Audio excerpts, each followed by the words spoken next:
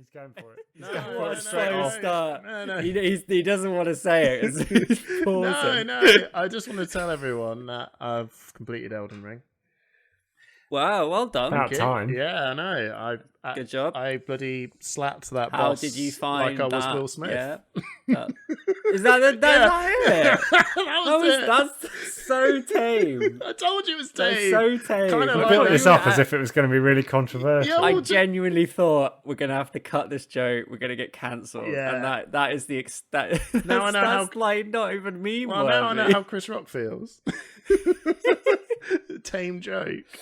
I did enjoy the paper beats rock jokes that was going around. That was very good. There is some strong memes today, which is it was kind of nice really to see the internet just put memes, just do the memes, just strong memes.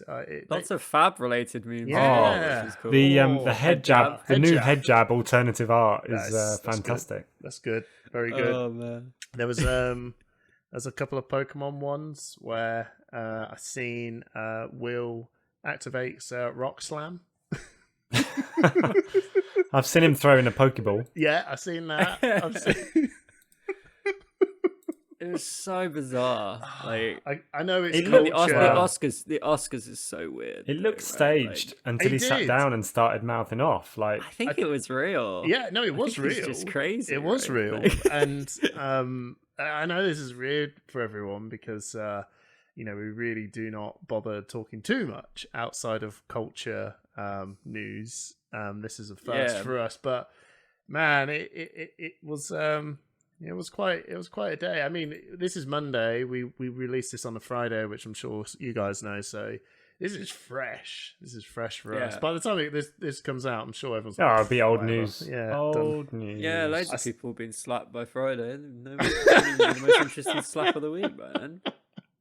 Shouldn't have even mentioned it, to be honest. The Simpsons. We tried to talk Hamish out of it, but Yeah, I know. I sat there and thought, maybe I shouldn't bring this up, but it wasn't even that fucking funny. And I knew it we're would. trying to target that controversial podcast market. We're just making edgy jokes now. That's it. I was going to say before I was going to start off with that real lame sort of like tie-in joke of my Elden Ring and pop culture. I was going to say I completely forgot that me and Tripp got married on the exact same day, on the exact same, and then I thought we were going to bang on about that, and then you guys We were all "Come on, together Hamish, say the at joke." the same venue. He was in one wing, I was in the other wing. Yeah, Got married same time. That would have It's been like really weird. yeah. It's like me and Hamish are married to each other, really. We could have been on When you think about ITV3, where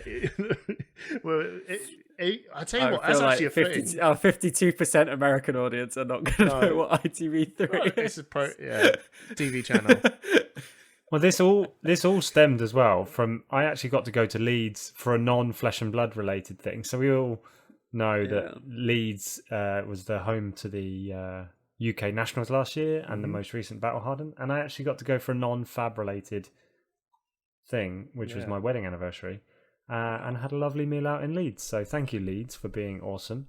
9 years is quite a long time. 9 years is fucking too long, mate. You can get less in jail for murder, or is that not true? It's a good job. I'm absolutely punching above my weight. Yeah, I said that to you. I saw the You pictures did. and You I put it- thought, plastered it all over fucking Facebook. bastards punching. Yeah, so are you. I know. It's the best. It's the best way to be. You don't want it the other way Unless around. you're Chris Rock. Oh, dear. That one was better. Yeah. I like that one. Anyway. It's like, Hamish, what are you drinking tonight? oh yeah, I was gonna say, God, I tell you what, I'm getting old, lads. I'm getting old. I feel like Hamish is he's drank the same drink 2 podcasts in a row, so he must have brought something. You unique must for have made a this trip out of the house to get some beer today. got another beer, Moretti. Lazy. We don't have a sponsorship with Moretti, by the way. No.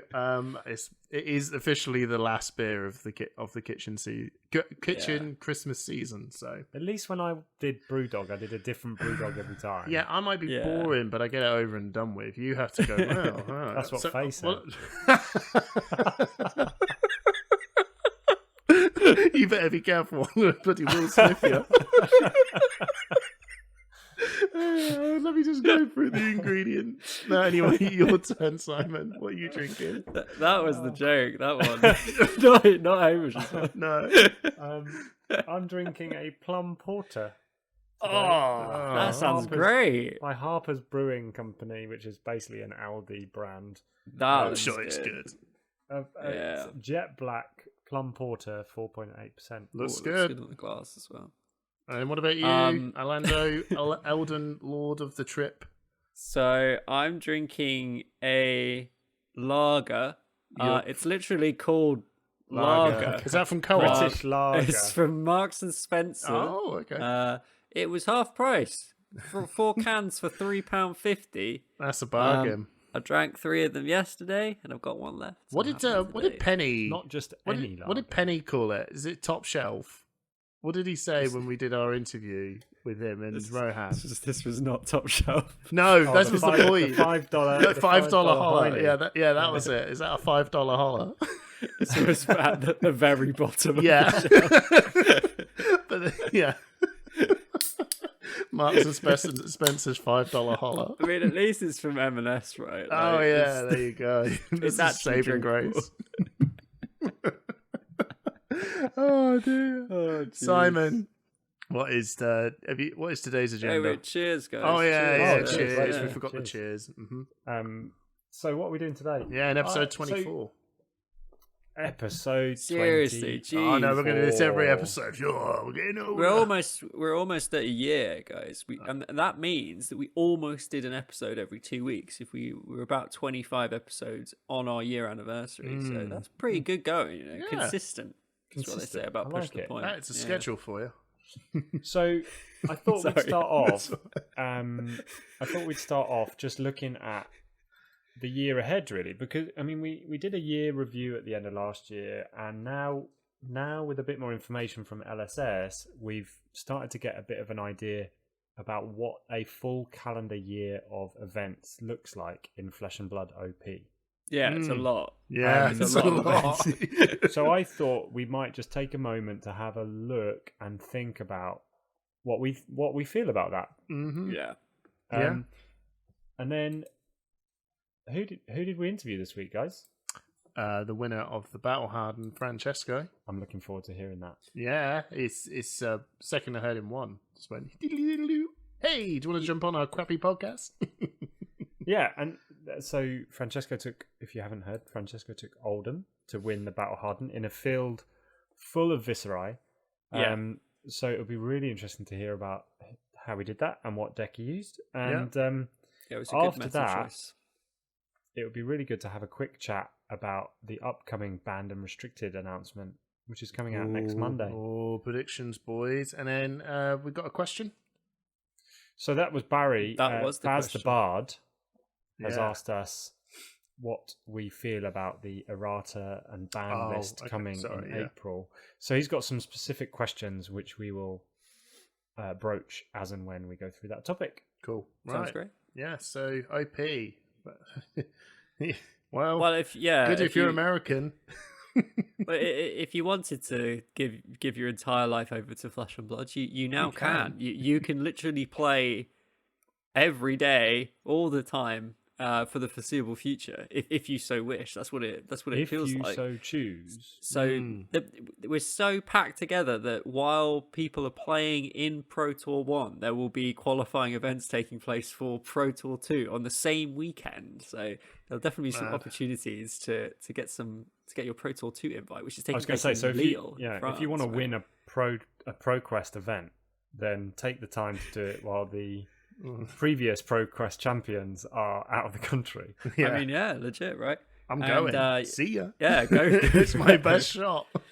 And so yeah, ProQuest leading into Lille, which will be at the end of August. At some point, we're going to have a Road to Nationals season. Wait, I'm has sure. that been announced? Has Lille been not- announced, or is it Lille- just France? Nah, good guess.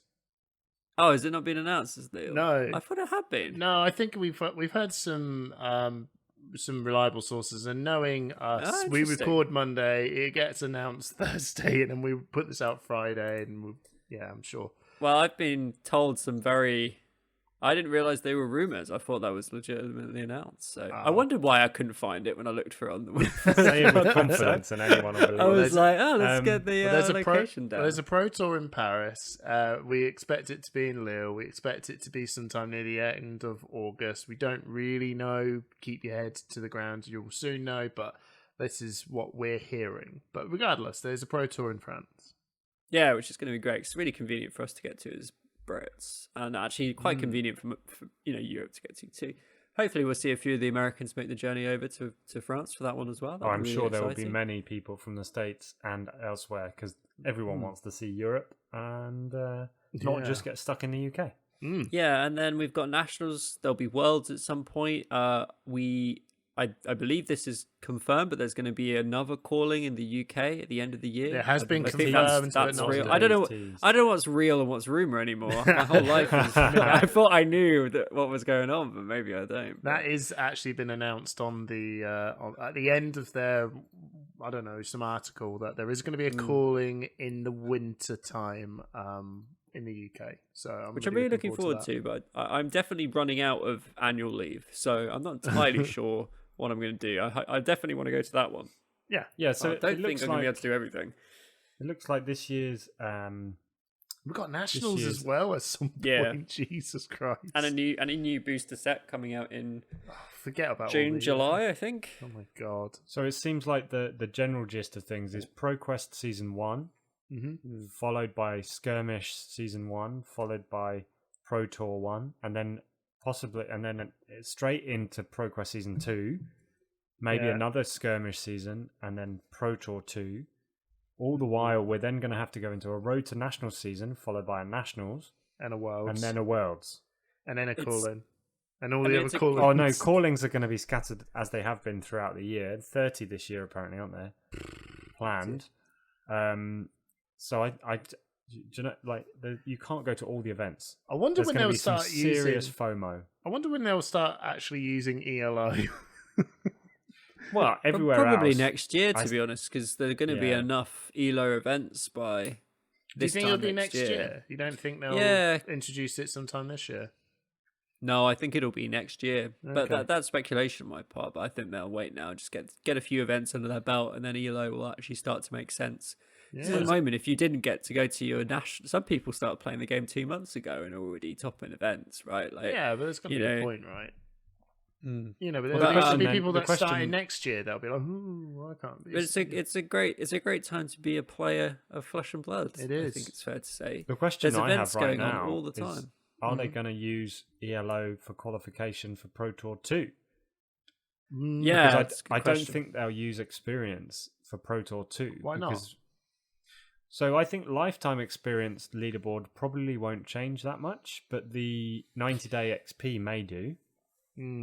What do you think? That's another thing I was thinking of. I know we're derailing, but it's OP related, right? Where do you think the experience in ELO? Do you think they clash? Do you think there's a point where they might clash in their Well, XP is not an indicator of player skill. It's an indicator of capacity to play tournaments. It is an how much indicator of player skill, how much free time do you have? but it's not. Yeah, Yeah. so it's not as precise as ELO.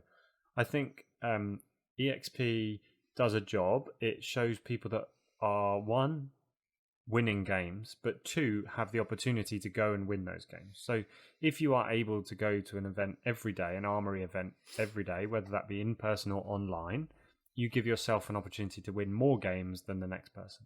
Yeah. So I'm not saying that they shouldn't. I mean, I'm you literally still have going to win the games, right? I'm literally going to the Pro Tour because I'm in the top 100 lifetime. Yeah. But I actually think it's fine to reward individuals who've committed a lot of time to the significant game amount of with time, yeah. with a Pro Tour invite. Like, even if you're not top tier, which I don't consider myself to be, but I quite like the fact that I'm rewarded for playing the game a lot more than I should, and like consistently. Yeah, like I play every week, with almost without fail, and it's nice to get some reward for that. But I definitely think that they've got to move over to ELO at some point. But I think I'm a big fan of the idea of big pro tours. I don't think they should artificially keep the size small. Limit access. Just you know, you have the Friday to cut the chaff, right? I'm fully expecting to go in Friday, maybe win 2 or 3 games and then play the calling, and I think that's fine. Like, it gives players an opportunity to, you know, actually go above and beyond their own expectations. But Tripp, your ELO rating. Oh no. Actually, yeah, but ELO like, is interesting, isn't it? Because it rewards victories against people who are ranked higher than you, and punishes losses to people ranked lower than you. So over time, if you consistently perform well in ELO events, you're rewarded with a really good score. I think the trouble is there's so many really, really good players that don't have an ELO ranking. So you're Right going to come now, up against yeah. them, lose, your ELO is going to get trashed, but that's just because they didn't have an accurate ELO when you fought them, right? It's interesting you say that, because the only people that don't have proper ELO ratings as yet are mainly Europeans. Because the US has had multiple callings, New Zealand has had multiple callings, Europe hasn't. Europe has been planning a calling for a while. So if you lose to an American when you go to the Pro Tour, then you're probably doing okay. If you get paired up against the European in the first Tripp, are we going to get paired against each other first round of the Pro Tour? Is that what's going to happen? Of course we are. That's 100% going to happen. I love it that the Europeans are the ones that are like, oh my god, we've got to dodge these guys. These guys are just like, we're going to destroy everything in terms of your ratings because we've got nothing. And they're like, oh no, I've just lost to a Frenchman.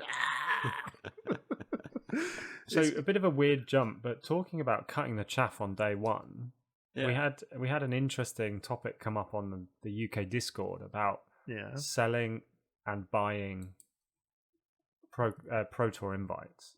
Yeah. Right. What do people think about that here? Like, what, selling Pro Tour invites? What do we think about the ability to sell or gift, should I say, it's not necessarily selling, Pro Tour invites? Do we think that's a good thing for the game? Yes. I don't really. I have 2 opinions. One which is more like from my brain, which is just, it's a commodity that you've won. You should be allowed to do with it whatever you want. If LSS want to allow their players to sell their invites, then sure, go for it. I don't. They should, if they can't go, get some money for it and pay for more tournaments. I'm not a big fan of this. Like, just from I don't know, just like, I don't really like the whole idea of prize splitting and like conceding games, restructuring the prizes. Yeah, like, but I don't have a good logical reason to give you for why I don't like that. Just something that I just don't. Just doesn't appeal to me. But that's I wouldn't like want to go out on a. I'm not going to stand up on a high hill. This isn't the hill you're going to die on. It's not the hill I'm going to die on. Yeah. But I don't know. Like, you know, I saw this. I saw the argument on the UK Discord, and I was just like, I was really bad. It was like, you've all got great points. And maybe there's not a right answer to this.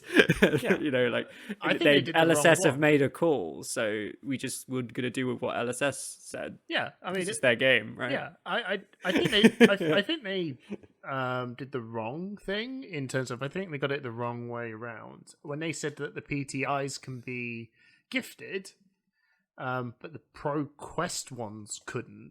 I think that was the wrong way around. I was a little bit like, well, the PTI one that you win at a nationals or even at a calling, I mean, they're super flexible, man. There's no real reason for you to fob that off, because you could quite literally at any given point throughout any time throughout this Flesh and Blood OP program, it's not even this year's, it's forever, you can use it. So you got a ticket for whatever you want. So you could just quit the game for 2 years and go, you know what, I want to go to my nationals. Here's my PTI. And so it's not a waste. Whereas the ProQuest ones, well, they're literally like, can you go to this one? And if the answer's no, then this is when you get these finals where they're like, oh, I don't know if I want to win because I can't really go. And, oh, I could have went. But I got, it's just this discussion around in the end of the game where no one actually... It's not really a finals. Half the finals, probably didn't even happen. And and if the people could gift it, the game would happen, and then they can go, cool, I can gift my thing to someone that will actually use it.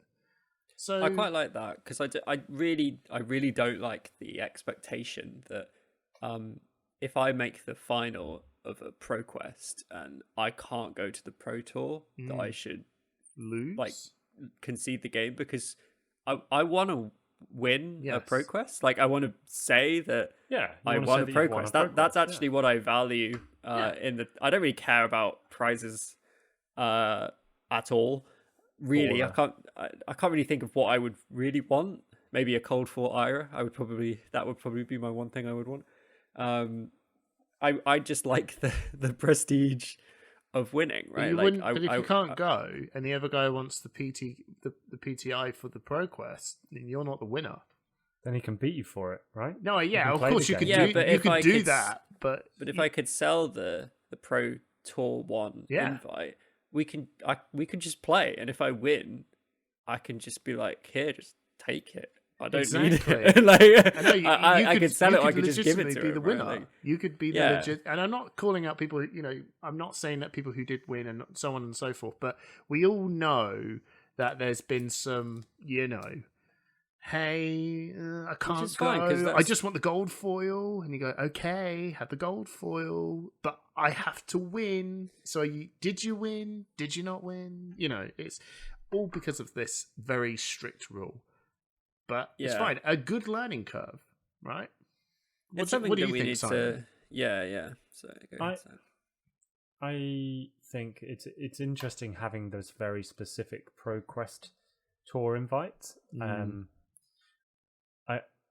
don't know if I agree that they should be the ones. Like, I think if you're going to have a rule, maybe make it for all of them. If you can gift it, even if you gift one, it's only eligible for this set of events, right? So it almost becomes a Pro Quest invite if you gift one of your flexible, because you can only use it for the next event. So should it be none? So why not just make it all or none, right?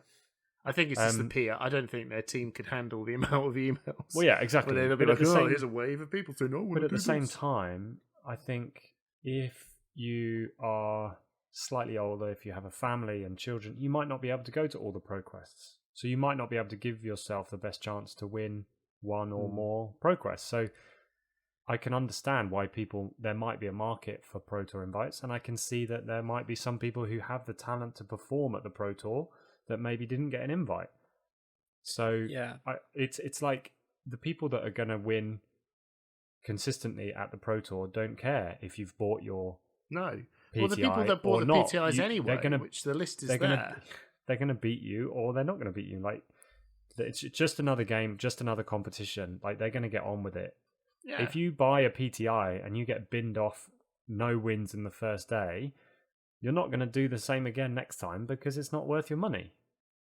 So there's only one thing that I can think of that I don't like about it, which is I like the idea of a pro tour, right? It's a recurring event, it's moving around, and you join the circuit, right? And you kind of farm your PTI by doing well at the Pro Tour. And, you finish top 30, you get to go to the next one. You finish top 32, you get to go to the next one. And you're on this circuit of events and you can start making money out of it. I don't like the idea that you can buy into that and just be like, I'm just going to pay for the PTI every time and be part of this circuit indefinitely. Because I like the idea that people fall off the circuit because they're no longer as competitive as they used to be. Because that makes it feel like a real competitive event, that you're not as good as you once were, or the quality has changed, or the game has changed. But those individuals can continue to do that if they have the resources to do so. And that's a really niche point. I don't think you should make your policy based around that, but it's a principle of the idea that. But I was going to say, there were only 7 people that gifted or transferred PTIs. Yeah, but and that didn't matter, did it? It didn't. It's not had a big impact on. And this is the first Pro Tour. You would have thought if people are going to buy a PTI, probably a lot of money. Would be this one. Right? Well, that's because they were giving up their one they could go to Worlds with.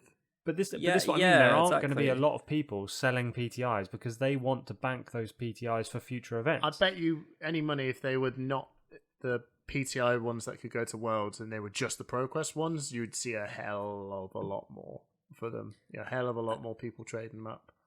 And also, there's just not. I mean, there's a few, but there's not that many of these floating around. All-inclusive PTIs, as I'm going to call them, right? No, there's not. We love an all-inclusive. But there's going to be tons after Pro Tour 1, right? Because the top whatever, they get a full PTI. Yeah, 32 people straight up. And then 8 more at the cooling. And loads then of those 2 more people are going to be like, right, I've done my Pro Tour. Thanks. I'm not going to France because I'm American. It's going to cost a fortune.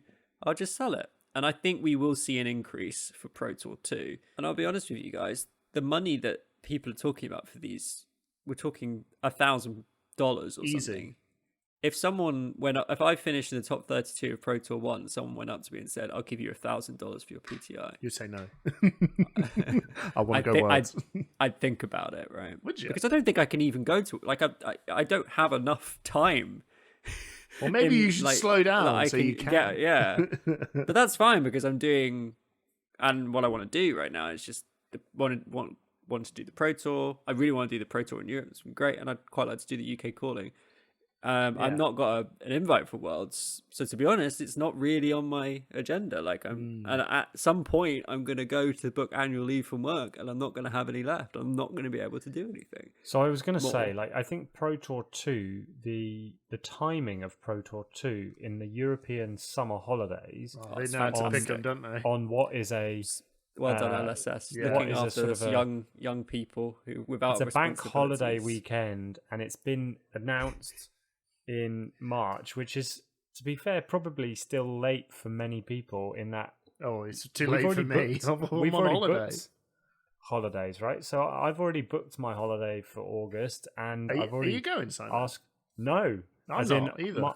My family will be on holiday for the first 2 weeks of August, and there's no way I can get an extra long weekend at the end of August because I'm already taking 2.5 weeks off already. Exactly. So I'm actually on holiday, and I'm returning from my holiday when the Pro Tour starts. That's and what yes, I mean. It just I doesn't did work. ask Faye, and the answer was, and the answer was resoundingly no.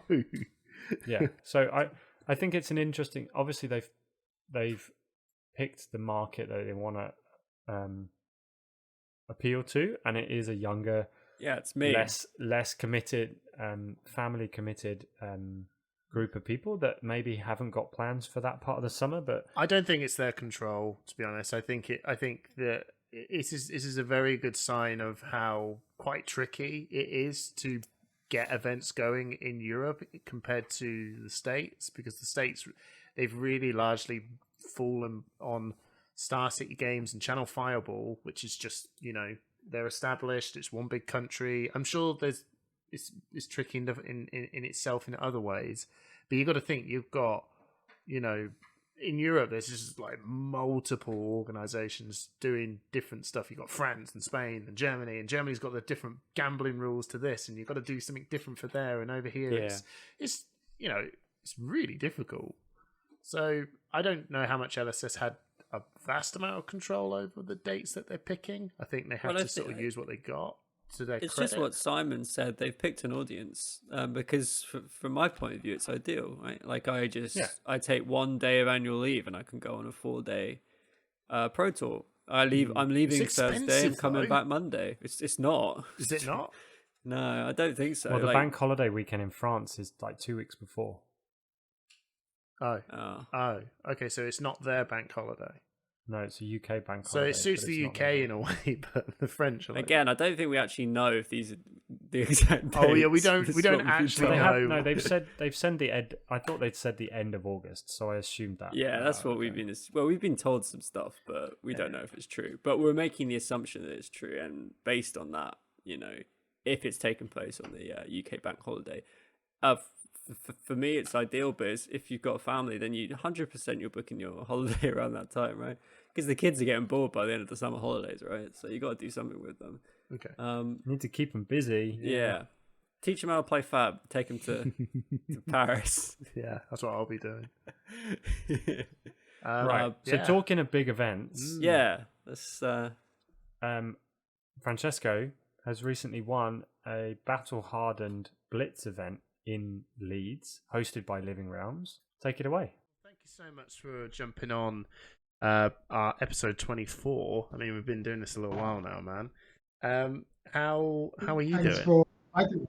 Yeah, it's all good, man. All good. Thank you so much for accepting the invite. So you were the winner of the Leeds Battlehardened event, which was a Blitz event. Yeah, unbelievably. So I would say I certainly didn't quite expect to win it. You go to a tournament hoping to do well, but you never think you would win at the start. Yeah, well, that's the way it goes, though, isn't it? It's what was your expectations going in? But this was my first Blitz event. Was it? I have been playing since January, really. Oh wow! Okay, yeah. So so there was the ProQuest season. So I've been doing those, playing CC. Yeah. And I've been playing Starvo. So because those were the cards I had. So it wasn't because he was really Starvo good. In Blitz. Yeah, no, well, I certainly didn't think so, especially when I started playing against Kasai and Viserai. Oh, right, okay. I was kind of like, well, oh my god, what am I doing? Yeah. Yeah. So when you started up, what was in January, like what was there any sort of card games or anything that you played beforehand, or is this your first rodeo onto TCGs? No. So I've been playing Magic for a while. Yeah. About 10 years, I guess. Yes, I started with Innistrad, the first Innistrad. All right. Okay. And I've been playing that. I would say I got to like semi pro level. Was silver pro. I don't know if you played or you know something about the system. I know a little bit, but I was my history's a little bit different, but I fully know the journey of how Magic the Gathering sort of works. But it's not. I didn't get into professional stuff. So, but you went at the events pretty hard, I take it. Yeah, well, I'm used. Yes, so I'm used to play at let's say high level tournament. I played various Pro Tours and World Magic Cup. Yeah. So I think perhaps this is one of the things that I had as a big advantage, because this was I played 13 rounds, so this was 10 rounds tournament, and those things are tiring. Even I guess the last GPs were 2 years ago, before COVID. Magic GPs. This would be like the callings in Flesh and Blood. Yeah. And you play a 15 rounds tournament. It's like you're not going to play round 15 the same way you're going to play round 1. No. And I think this was one of the things I had an advantage over the others.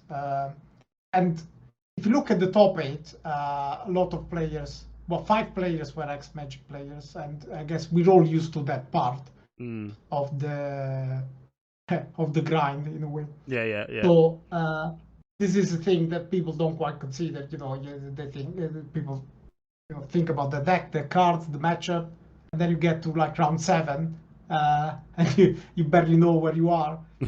Yeah, it's an endurance race, isn't it? Yeah. So, what got you into Flesh and Blood? Well, a couple of things. So I got let's say interested because I was seeing people moving over from Magic, as the Magic scene has somewhat died out at a competitive level. So I got interested in the game, and this was during I guess the later year of COVID, when and I was seeing people playing I don't know when was that exactly, the Nationals of Flesh and Blood. Oh yeah, the Nationals, yeah. So there was a big event, and obviously had lots of publicity, and I got interested in the game there. And then I was living in Cambridge, and there was much of a scene for Flesh and Blood there. Right. Then I moved to Southampton in December, and I knew Sean Nolden lives here in Southampton. All right, yeah. He taught me the Nationals. Yeah. And so he taught me the game, and I mean here there's quite a bigger scene. I mean, from Southampton now we have four players, including me, that are going to the Flesh and Blood Pro Tour. So Oh wow. Sean won a Pro Quest himself, and he had the PTI and was going to give me the PTI to go to the Pro Tour. But then Oh, I won okay. one at the Battlehardened, so that was even better.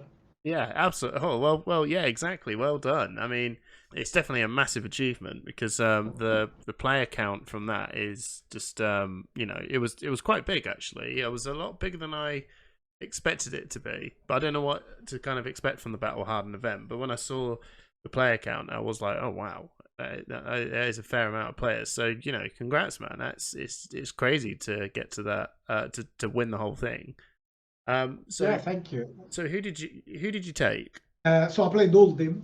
Oh, okay, yeah. This was well, initially I just picked a list of, I think it was like a Channel Fireball article Right. About new Oldhim, and changed a few cards. And well, I just assumed I would know better than the person who made the deck, so I was just gonna roll with it. And then I was playing a bit, and there was one card I really hated, which was what's it called? Steadfast. That's Steadfast. Steadfast. Okay. Yeah. I just could not understand why you would play this thing, because I mean, it's terrible against Viserai. Like, I guess Gassai does something, but it's still not amazing. I think it was more of a wizard card, isn't it? Yeah, it's for Kano, but then actually, do you know David Kalf? Yes, I do. I do know him. He also dopated the event, and then he suggested, he was playing Bravo, and he suggested with Oldhim, if you play against Kano, you can play Heart of Ice and two-handed weapon, like either Arnatos or I was playing Sledge. Right. They can't really deal with Heart of Ice. You just flip the. So Wizard does this thing where they can play in your turn. Yeah. And you don't really know what to do, because maybe you attack and then you just die because you have committed all your cards, and then they just kill you. Yeah. No. Heart of Ice, you flip this decision because you activate Heart of Ice. Now they have to make a play first, and then you can measure your attack against it. So you don't really need Steadfast once you do this thing, and you don't have to play such a card. So I just went to read. Sorry, go on. No. Sorry, that seems fair enough. I thought it was a combination of both, having the Steadfast and using the Heart of Ice would probably work quite well. But I think maybe with the meta being so heavy with Viserai, I can imagine that card would be quite it's very, very annoying to have at the wrong points. Yeah, granted, I didn't know all this. Again, this was my first Blitz event. Yeah. I kind of understood those things. No, that's fair, man. During the day, and some people told me about them, but many things I just didn't know. And, I didn't know about Viserai, for example. One of my friends from Southampton, Joe Wetter, was playing Viserai, but he always plays that. So no one thought, okay, this is a particularly good deck. And then suddenly there was the tournament on the Saturday. I think there were 4 Viserais in top 4. Mm-hmm. So we're like, oh, okay, I guess that's actually the strongest one. And then we quickly understood why, because they can combo you on turn 2. Yeah. Yeah. So how your day went, you've done particularly well. What was your result in the Swiss results to get into the top 8? Where were you on that? Most rounds, yes. I think I went 8-2 in the Swiss. 8-2. Yeah, okay. 8-2, yes. I lost to the Brute with die rolling. Kayo. Oh, you lost. All right, yeah, KO. Yeah. It was a feature match, actually. And well, there's not much to say, because I got a bunch. Oh god, you just rolled a 5 and a 6 basically, and it's like, well, that's that then. Yeah, well, I think I rolled 3 out of 5 attacks, and that's pretty much. God, it's a bit weird, because there's such a wide gap, and there's no neutral result. So it's either they attack with like a 7, and then it's going to be a 3 or a what, 14. Yeah, it's wild, isn't it? You either do nothing or you just absolutely going insane. that's KO for you. So you basically got high rolled out of that one. And what was your second one? And then I lost against Sean Golden on Kasai. Okay. Kasai is a pretty bad matchup because I guess it's because of my build. So I was playing aggressively, right? But actually against Kasai, you want to be defensive, and because you cannot let them get the coppers. Oh no, no, you cannot. You don't want that. It's a bit like Viserai. They make the rune chants and then they kill you. Yeah. Now here you have a chance to stop them from making the things that will actually kill you. So you should definitely take that. How many Viserais did you face during the Swiss? I think just one. Okay. Yeah. That's good going. Then two in the top 8. Wow. And, in the Swiss, I guess in the final as well. In the Swiss, I was on the draw. As in, I went second against Viserai, and I was sure that I was gonna die because they just make rune chants on turn 1, turn 2, they kill you. But yeah, he didn't make too many, so that was alright. And then you said you fought 2 Viserais in the top 8. So for everyone that's currently looking at the Blitz meta, things might change after the ban and restricted announcement that's coming on April the 5th, which is a Tuesday. So if you're listening to this afterwards, it's probably already happened. But prior to all this, Viserai is a bit of a, as you probably well know, is a bit of a machine with making rune chants. So I'm just curious, how did you manage to defeat 3 Viserais with Oldham? Well, I think for sure I got a bit lucky. Cool. Yeah, it's a bit of luck in everything, but in the top 8, I think actually my opponent, definitely the semi-final opponent went off with Skeletta without Sonata, which is definitely a mistake. Oh, okay, right. Oh, yeah, that's one way. Turn 2, crack Skeletta, played Nightblade. Okay. And that's not really impressive. No, that's manageable. That's fine. But Folks in the final, he also I thought went off a bit too soon. He had 5 rune chants. Okay. He got definitely unlucky on the Sonata. He got 4 and 1 split, so he only got 1 card. Right. And then it's easier. But I think that's probably why 6. I think it's probably the minimum number in Blitz where you can go off. And even then, against the deck with Crown is going to give you the extra defense, and then there is Blizzard, Ice Shield, the Ice Defense Reaction. You need much more than that against all them. I can assume if you're playing for example the Mirror or against other aggressive decks. Maybe 5 or 6 are okay, but all them you're probably not going to kill in one go. No, you're not. It's normal game. Yeah, you're going to need a little bit more. But I think, depending on really how Oldham's built, Oldham is not exactly a hero that can put on a lot of pressure consistently. So for that sort of hero, it is probably worthwhile just putting the brakes on a bit and just building up a bit more rune chants. Probably if you get to 10, which is not even difficult to do. That's it's going to be a nightmare, especially in Blitz. Jeez, it's half your health. I think I got some edge because by that point in the tournament, sort of the rumor had spread that I was playing some sort of very aggressive version, which to some degree was true. And then, but because of that, then I guess the Viserai players sort of tried to go off quicker. Yeah, they tried to race you. But yeah, I guess Matt it was probably not going to go well, but definitely the semi-final opponent could have waited a bit more. And also they both played the equipment that gives block Grasp of the Arclight. But I thought Vexing Wieland is actually better because that gives you that extra spike of rune chance. Yeah, it's read the runes with a go again on tap. Yeah, it's really good. For the very quick format, that's just fine. But again, I thought probably they got a bit worried because they thought I'd be more aggressive than I was more aggressive than the average Olding, but it's still the same hero. There's only so much you can do because you have to play the ice cards, the earth cards, and those are kind of bad. No, that's fair enough, man. That's fair enough. So yeah, man, you went to your first big event, took Oldhim, and you absolutely smashed it. Came first. I mean, that's again, congratulations. Where do we go from here now? Kind of waiting for the unrestricted, so we'll see what happens there. What's your prediction? What's your predictions? Well, I don't have a good measure of how they actually work with those kind of things.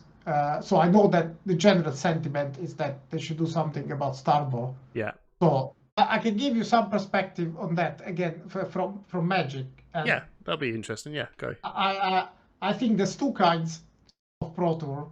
Ones where you have to innovate, and those happen. Well, in Magic, there might be a Pro Tour after a rotation. So a lot of cards change because when sets rotate out and there's a new set in. Yeah. So everything changes, and those are Pro Tour of innovation, and you're going to see lots of new things. Though then players don't really have much of an idea what they're doing because maybe you have two players that are playing this decks which they've never seen before, and so the actual gameplay is not so refined. Right. It's just but the decks are new and fresh, I guess. Yeah. And then there's other Pro Tours where the format is very well known, and those are more about mastery. So you get people that play a deck for a month and they know it perfectly, and then you have kind of match which is just like two people playing perfectly, and the highest level of play. And I think this is also, I mean, I guess this is what excites me when I watch like coverage. So, but I think there's also this other aspect that some people might like, I guess. That's a very good take, actually. That is something I have not thought about at all. And I suppose I'm looking at it in the angle of I would have been the option one guy, the one that wants to see the new decks, wants to see new innovations, rather than seeing someone do something I already know and I'm watching them do it really, really, really well. Because I suppose really it's like you know what's coming and you're just going to watch them do it really well. I can imagine some people will look at that and go, this is what I really like to see. Yeah, I really like your take. I'm the option one guy. yeah, I know. It's fair. That's fair. It's good. It's good. So it's good that I think Pro Tour 2 might just be after a set release. I believe that would be. Yeah, I believe because that's coming out in sometime in August. I think late August. So there would definitely be a set release around about the June time. I imagine. There's no announcement. It's just. I wouldn't be surprised if there is a set in between that. I mean, that's a long time. Yeah. So, but they can use this kind of scheduling to have such events where then it's all about whoever had the brightest idea, and then you have a lot of playable heroes. Which, to be fair, now it's definitely not the case. I've said there are 4 decks, and I'm pretty sure you can't really show up with anything outside of those 4. Like maybe some outsiders could be Briar or Ninja. Or maybe even there's like you could probably say you may say Lexi, you could say Dash. I mean it's not you do look at them and go, no, they are a bit fringe. Definitely not Lex. Well, no, maybe not Lexi, but hey, you never there's even in the Pro Quests there was Lexis in the top 8, and they did smash out some really high damage. I don't think I think it's been refined out now, that Starvow's gotten to this point. But there's I'm pretty sure there's a fringe hero that could just sneak their way in. Anyway, Thank you so much, dude, for jumping on and giving us a. It's really cool that you've this short amount of time you've played this game, and you've and you've came in and smashed one of the biggest events that we've had in the UK in terms of players and numbers, and it's just been awesome to chat really and get your perspective as a fresh player of Flesh and Blood, but not a fresh TCG player, of course. You're a veteran in that sense, so it's a great perspective to have. Yeah, it was an interesting chat. So Awesome, man. Anyway, dude, thank you so much for jumping on. thank you. Simon, what are we talking about now? Right, so we've had some questions from Baz the Bard. Quick shout out to Baz. He's been doing some great work getting all around the country, filming games at big events, releasing them on his YouTube channel, while also hosting or helping to host, should I say, Tabletop 24's live stream for some of the big events we've had. So big shout out to Baz, doing great work in the community. Thank you. And we've had a question. So, or three-part question, should I say. With the new errata watch ban list restricted announcement coming in April, do we think, firstly, that Oakenfold will become an Oldham specialization? I do not think it will become an Oldham specialization. Nor do I. No, I don't think so. I think there's better ways to limit the power of if LSS wants to limit the power of Starvo. I think there are better ways to do it. You've hit the nail on the head there. Like the real question that Barry's asking is, should Starvo be nerfed, and how are they going to do that? So I don't think so. To give context, I hate Starvo. I don't like playing against it. Killed my favorite deck prior, rest in peace. Yeah. But I actually don't think that they should nerf Starvo. I think that the hero is too strong, but I think Living Legend is doing its job, which is when a hero becomes too strong, they in a normal Flesh and Blood year, which is what we are having right now, the hero goes up the ranking so fast. Like Starvo's so high up already, and I'm more than happy for that to exist in the meta for the period of time that it gets to 1,000 and then it goes. And I don't mind about that. I have quite a long. I'm looking into the future with Flesh and Blood. I feel like I'm going to be playing it for years to come. So I don't mind dealing with that right now. And it has presented a relatively fun challenge for the community to try and solve. And the main reason why I'm saying this is because Starvo does have a counter, which is Prism. If you don't like Starvo and you can afford all the expensive Prism cards, maybe try playing Prism. I tried it was fun. This isn't part of Barry's question. I'm just jumping in here. Are we, as the players, being too greedy at the moment? Because we do have too greedy. Because we do have quite a balanced meta. No, we don't. Of Viserai, Prism, and Starvo. It's not. I'm going to jump in there and say it's not balanced. It's shit. Starvo is fucking dumb. I am going to be one of those whiners for a minute. Starvo is not... Wait a minute, Hamish, because when you played Starvo, he wasn't dumb. Yeah, you're the only person here who's played Starvo, so I don't know what you're talking about. I think he's... My point of it all of it is that it's not down to these big events. It's always down to the armories, right? And I just don't see how Starvo is a well-designed hero. I think he's badly designed.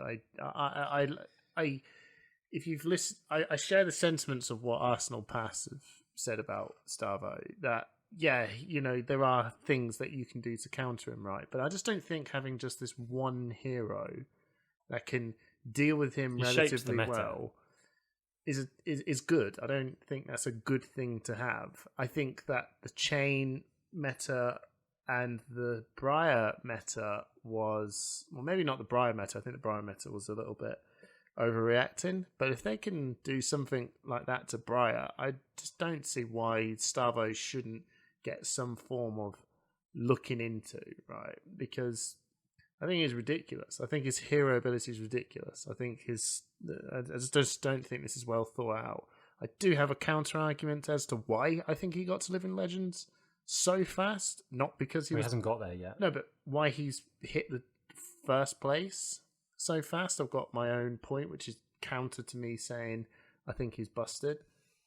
But no, I don't think it's balanced at all. I think the whole thing is crap, to be honest. So I think it's fine. How would you errata Starvo then? Because the only thing I can think maybe is just make his hero ability only apply to Guardian cards. I would do. I mean, I think so. What we know and what LSS has said is that if they are going to errata a card that is not a hero, so clearly a hero text is something that they really don't want to do. They will never ban a hero because Living Legends will do that. But they'll never. If they have to have a policy where they have to errata a card, they'll just ban it, right? There's no changing the text of Plunder Run or Seeds. Which makes it better for players long term. Yeah, exactly. So they're not going to change Oakermold. Oakermold is going to remain as it is. That's it, right? So yeah, they may tone down Starvo's ability. Could do that, or they can let everyone have this longer, which I think is it's just and he'll just remain there. I don't. Or they might just ban some cards that might work for him, but they've got to be so careful what they do there. I think it's just a design nightmare. So I think we're all agreed. Oakenhold will not be changed to an Oldham specialization, and I don't honestly think that they will rock the boat that much before Pro Tour 1. I want a controversial opinion. I want them to unban. I want them to about this. Yeah, I know. I had to unban Seeds. Unban the Seeds. Unban the Plunder Run. Yeah, fuck it. Don't bring Plunder Run back, but bring Seeds back. Why not? Why not bring Plunder Run back? Why not bring Seeds back? Let's just. Why do we need one busted hero? With Seeds of Agony back, do you think Chain challenges Starvo? Yes, you will win. In my opinion. Yeah. I do. I think. I attacked your hand. Who gives a shit? They're in the banish zone. I don't think it's unbeatable, which is why I would say bring Seeds back. I mean, Seeds never should have been banned. So the thing is, the Seeds got right banned before a new Tales set of came out. Yeah, exactly. That was ridiculous. We've got 2 sets out now. Yeah, we've got. What? Are you saying LSS have been too reactionary? Yeah. Are they Yes. banning things because players want them banned? Yes. But more than because they don't fit. I think they. Looks reactionary at the minute.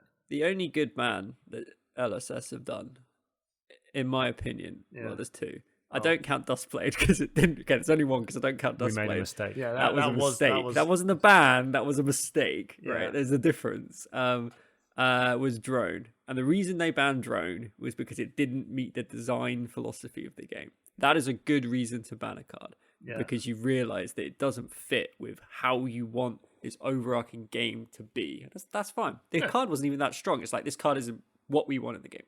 That's fine. It should never have been printed.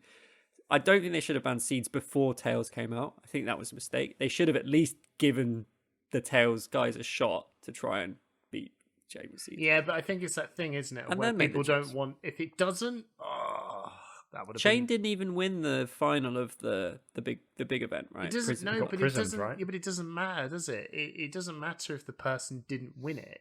What matters is that it's an extremely oppressive deck. And when you so fun though. No, I know it was. What I think is that I think if you just turn around and went, right, okay, we're going to put back Briar's power, we're going to bring back Chain's power, and we're going to keep Starvo where he is.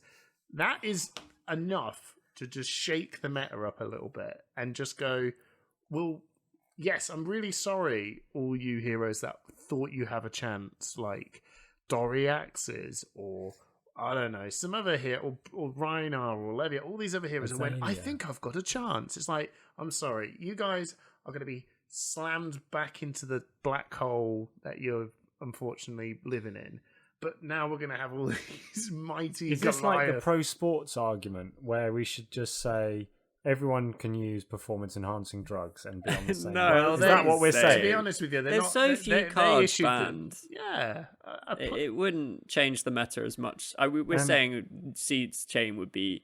I generally don't think the deck would even. I think the deck would still struggle against Starvo because Starvo's really strong. No, like, it would, Okay, no, so but on the topic good, of Runeblade, Yeah. and talking now about the Blitz meta more. Okay, I'm Yeah. going to go for a vote. Barry's next question was: should Revel in Runeblood go on the watch list? Yes. It shouldn't go on the watch list. It should just be banned in Blitz. That is my genuine opinion. Who gives a flying shit about Blitz? Because Hamish, 90% of people that play Flesh and Blood for the first God, time I'm play sorry, Blitz. guys. Yeah, you're right. And if You're you right. go into a Blitz tournament, it's your first ever tournament. There's two things that will make you never. Actually, there's three things maybe now that make you never play the game.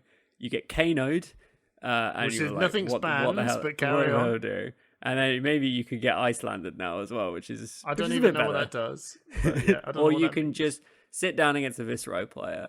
Turn 1, they build 8 rune chants. Turn 2, they kill you. If it's not And you're Viscerai, it'll be someone else. Maybe I'm Um, not even defending Viscerai. It's crazy good, but it's the thing about these decks. There's Dorinthia. If you just crazy good, nothing's banned. Kano, crazy good, nothing's banned. Ira, back in the day, that was fucking crazy. The difference between those decks and Viscerai is Viscerai's preventing other people from even playing the game. Right? They get one turn, and if they don't kill the Viscerai can literally kill them in 2 turns. Their first turn to set up rune chants, the second turn they draw the Sonata. They And it's just win. unstoppable. Well, if you because draw they the don't even Sonata, but if you don't, Oh, if they don't draw the Sonata, then they just do Mordred and a bunch of rune chants, Or and become, they still hit you or for like become, 17 damage, and then you block with your whole hand, so you don't get a turn, because otherwise you're dead. Yeah. And then they do another turn and they kill you. You But they don't can get do to 30 play the game. damage in one turn with very little setup, and it's not stoppable. who would have And thought? the crazy can't thing, defend that much. the crazy thing is people doing stuff like non-attack, attack, revel, then Sonata. Like it literally, like it's crazy to me that, and then that can kill someone in one turn. Like Jamie, who got first place at the skirmish, almost Yeah. OTK'd his opponent in the final on his first turn of the game. Yeah. And he only did it because he played it in slightly. He could have done a riskier play with a Sonata that would have killed his opponent in one turn, but he didn't do it because he just put him down to like 3 health instead. It's crazy. Yeah. I think it's not an issue to me to Revel is a great card in Classic Constructed. I think it's really cool. I love Revel. I think it's really fun. It's a great card in Classic Constructed because you've got 40 health. Mm-hmm. And if you do get screwed over by it, you can come back into the game and still kill that Viscerai. I'm a bit of a especially if they're negative going Nancy really aggressive. today. I But- feel like No, I you're feel- the one no, saying not ban. You're the positive person. No, I You're think the voice I of think, reason. No, Yeah. I'm not the voice of reason. I think that Blitz is not well thought through. To be honest, I think they designed these cards. Honestly, Maybe you're right, Hamish. Maybe you are right. But we as a community have a responsibility to make Blitz work because everyone plays Blitz when they start playing Fathom. If we want new people in the game, even if LSS don't care about Blitz, which I don't think is true, but even if they don't, we have to care because that's what people are playing. So It's the gateway. I think they drug. should Yeah. define. I think they should. They're making a start on it, right? And that they should have some heroes that once they've released enough, they should have just turned around and went, "See these heroes that are young, they're young. See these heroes that are adult, they're adult. That's it. There's no There's no no both. crossover. There's no both. It's just here's the young heroes and the card pool Yeah, that sorry, works yeah. for them works. That's for what they did them. with Starvo, right? Like Yeah. Starvo is just an adult hero, which is great. Yeah. and Yeah, that's and that's the Kasai and direction. KO Yeah. and just- Iceland, And they're not only busted. young heroes, They're not right? busted. They're fine. They're Well, their card pool. as we've seen, Kasai is not as busted as everyone thought. I mean, Nope. Blood Well- on her hands is a Well, it is would a be. really It would powerful be really card. strong if Viscerai or Kano wasn't kicking about. You know, Icelander would be the wizard.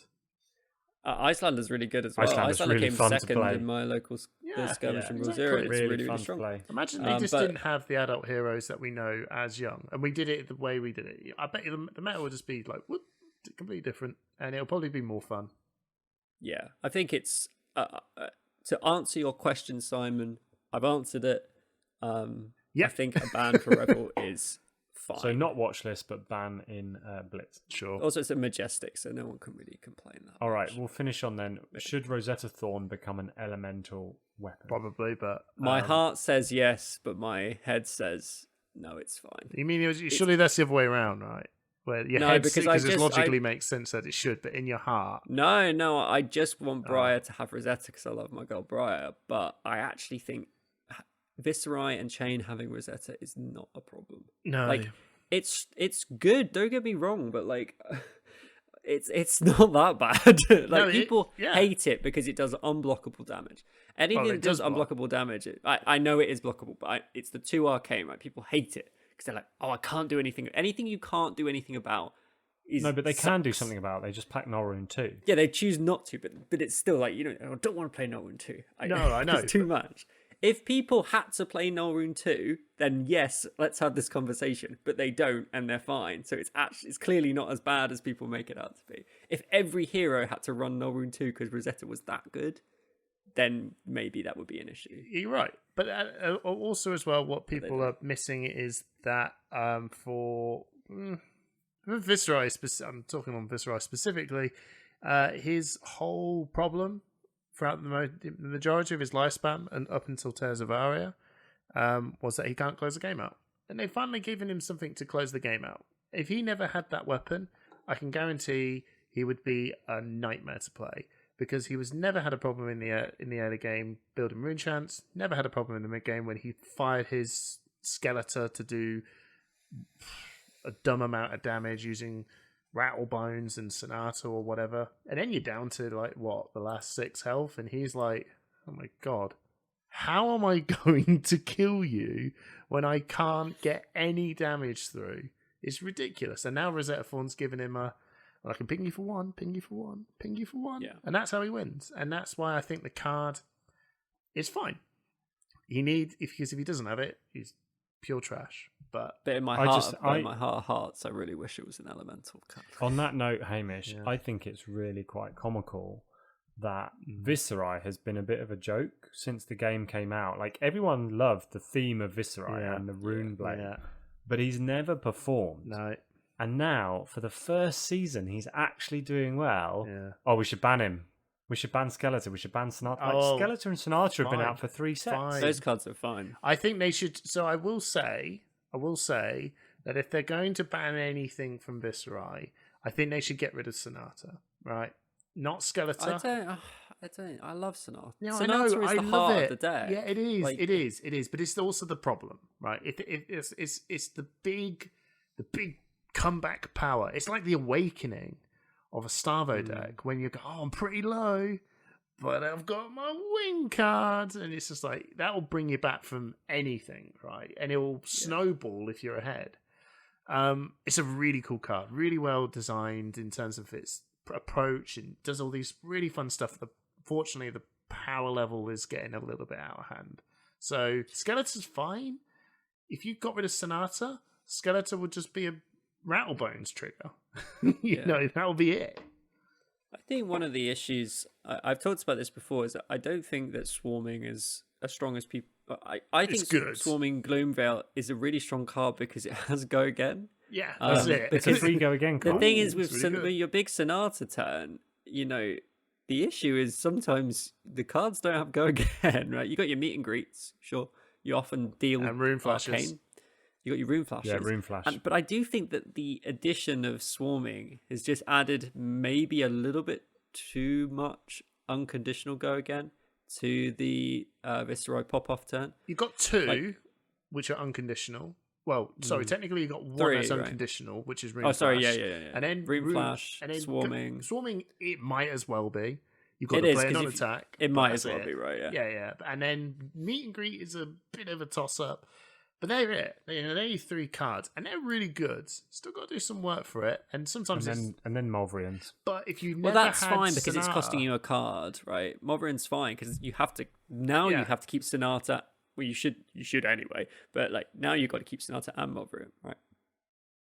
That's a much bigger ask of the Viserai player. Now they have to not block with got 1 or 2 if it's in the arsenal, right? So I honestly just it's Sonata is the issue. Keep everything else. But Sonata is also it's the fun bit. I think I don't want to kill the deck because it's relatively it's not new. It's not even like, proven that it's consistently successful, and it's not even top tier either. We should point that out immediately. But if Starvo really was gone, it would be the problem. Like straight up, if Starvo went, Viscerai goes whoop straight to the top, and he'll be the biggest problem throughout the game, and he'll be the new thing that is just like many heroes can't deal with this. And I think that's the thing. I think that's the overarching problem we're seeing about these heroes is when you look at Dorinthia back in the day. And even Dash, and they're still good. They're still good in their way, but they're not oppressive. They're too fair. Dominating. And I think people just wants to have some fight. And when you look at Starvo and Viscerai, they really do hold such a high level that some people just go, I really cannot do it. And Starvo just does that to everyone. And the only person that's keeping Viscerai down is Starvo. We are reaching a point where the top tier decks all do something which is sort of fundamentally unfair or not fair in the sense of playing a card game. Starvo's hero ability is not fair. It does it's too good when it comes off. Viscerai, when it does Sonata, that breaks every rule of the game, right? Like you have a huge hand, you're going super wide, you're doing tons of damage, you're building rune chance, it's crazy. And then Prism has Luminaris. Again, that is so strong. And it allows you to play this aura-based game plan that you can just... It's when we were recording a Prism video the other day, which will go up on the channel soon, and the guys were saying it's like having 10 Kodachis on the field. And it is like having 10 Kodachis. You got to work except you don't have to pay for them. Right. You have to work for all of them. But we are seeing a point in the game where the fair decks are no longer able to compete. You need something which is fundamentally... unfair. That's another question, isn't it? For another time. On that note, what's a fair day? If you're listening to this and you haven't seen the ban restriction announcement yet, just comment on the YouTube video. Tell us what you would do to balance the meta. Tell us what you would do to make things fairer. Cool. Mine would be. I'll end it on this. If you got rid of Starvo, got rid of Sonata. Boy, I think they should. Okay. I think you should make Starvo a guardian rather than an elemental guardian, and maybe ban Skeletor. Not Skeletor. If you wanted to ban stuff. Sorry, Sonata. If you wanted to do something, I would do that, but I would probably do nothing. I think all I would do is make Starvo's. I would errata Starvo's ability to only affect guardian cards. Yeah. Anyway, I want to thank Baz the Bard for giving us some questions to talk about. It's obviously produced some heated debate. Yeah, it was really good. Yeah. I loved it. I want to say, please like and subscribe to the podcast. Well, it's a bit late at the end. Most people have stopped listening by now, but like and subscribe to the podcast. People do. Go and sign up to our Patreon if you think we're doing a good job.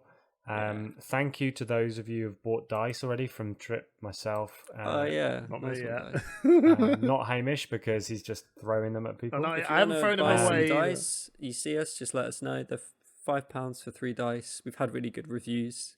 We did a really good job selling dice to KO players who were doing really badly at the skirmish. So if you ever want to make some money, they roll really well. That's the way to do it. Yeah. And please let us know if you're coming to the Pro Tour. Please let us know, and hopefully Tripp and I will get to catch up with a few that would be sick in New Jersey. Yeah, man, can't wait. We did both. Hamish, we didn't actually say, Tripp. but we did both qualify for the Pro Tour. Which we did both qualify. Wow. On lifetime XP. That's good for you, just made it. Hamish, Tripp, it's been an absolute blast as always. Thank you very much. Catch you later. We'll see you guys. We'll see you next time. Bye-bye. Bye. Bye. Later. Bye. Bye. Bye. Love you. Bye.